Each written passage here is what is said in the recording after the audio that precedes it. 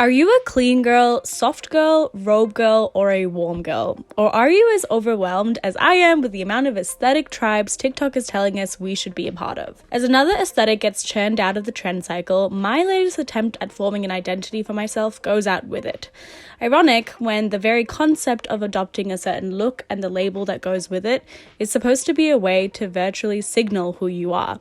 Instead, digitally driven aesthetic trends have become so niche and so fleeting that they're actually hindering Gen Z's ability to find ourselves. We've somehow disconnected ways of dressing from the ways of being that they used to represent. The concept of aesthetics is centuries old, tracing back to at least the 1700s, a branch of philosophy and art that focused on qualifying taste and beauty. This eventually evolved into the current mainstream understanding of aesthetics as categorizing the way we present and visually identify ourselves. For the past 50 years, popular aesthetics have shaped culture. Think jock, emo, horse girls, preppy kids. You instantly know what the label means, how they would dress, and to a certain extent, their personalities. Everyone knows the only real Ivies are the Holy Trinity: Harvard, Yale, and Princeton. Fast forward to today, digital platforms including Instagram, Pinterest, and TikTok have accelerated the production of increasingly specific aesthetics that are now pop culture and fashion. There's coastal cowgirl, the infamous that girl look, and millions of posts under soft girl hashtags on TikTok with women all presenting a certain way. These trends are harder to articulate and understand, and they seem to spawn new versions or disappear altogether at a much faster rate than other lifestyle aesthetics from decades past. The difference between these aesthetics could be how they were created, either a bottom-up or a top-down approach. The top-down approach is when a person discovers an aesthetic and adopts it. For example, if someone discovers dark academia mood boards, decides they like the vibe, and starts bringing a book everywhere they go and signs up for a philosophy course, that's a top-down approach.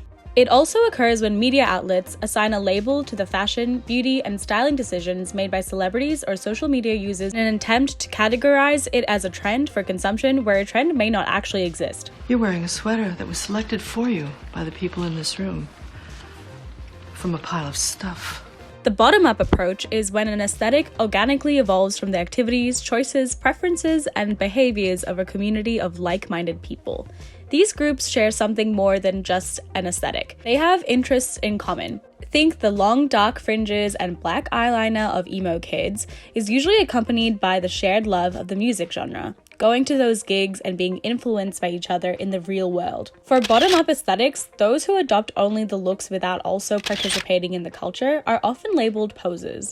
Such a poser. Aesthetic categories that have had greater longevity seem to all have developed from a community and subculture bottom-up style. The boho look that dominates festivals traces right back to the hippies attending Woodstock in the 60s. Skater guys and girls come from, yes, skateboarding culture. Even the Christian fall girl aesthetic persists because of the shared beliefs, lifestyles, and modesty culture that young Christian women in Middle America participate in. The aesthetics are driven by real people who have a shared context, creating genuine communities and subcultures. That is what the aesthetic label really applies to. On the other hand, a lot of the modern aesthetics driven by content on digital platforms is devoid of a real underlying community.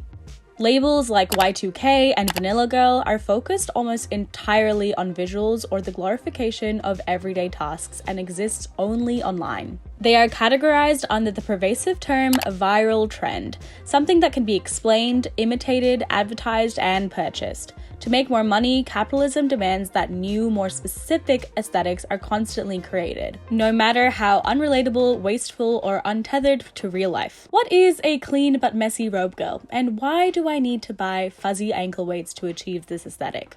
I definitely don't blame our generation for jumping from aesthetic to aesthetic. A meta report from earlier in 2022 found that while Gen Z prize individuality, we also crave the connections that communities create. We have spent 3 very critical learning and growing years inside and online, physically isolated from each other. I haven't seen the sun in years. Whilst older generations were able to interact with different communities and interests to form their identities in those crucial years of young adulthood, we've been forced to latch onto trends related to our, frankly, very limited life experience. We've romanticized mundane tasks and called it an aesthetic in an attempt to find a label that fits and establishes a community under it. But it's hollow. Goths, jocks, even Disney adults have things in common that they enjoy. Are the Gen Z equivalents defined by anything we actually enjoyed participating in? These constant and ever-changing rules that come with each aesthetic can be draining. It's difficult to simply be yourself because of the pressure to follow the expectations of the label, cosplaying a shallow identity instead of finding your own in an effort to belong. And ironically, it's now so difficult to find any common ground or genuine community with new trends or cores cropping up every other week. My best accessory? Loneliness. That's not to say we shouldn't try out different looks, but the hobbies or interests should probably be prioritized over the visual aesthetic, and be aware of how these trends make you feel. Do you really see yourself reading the book that you're carrying everywhere you go, or is it a photo prop for the gram?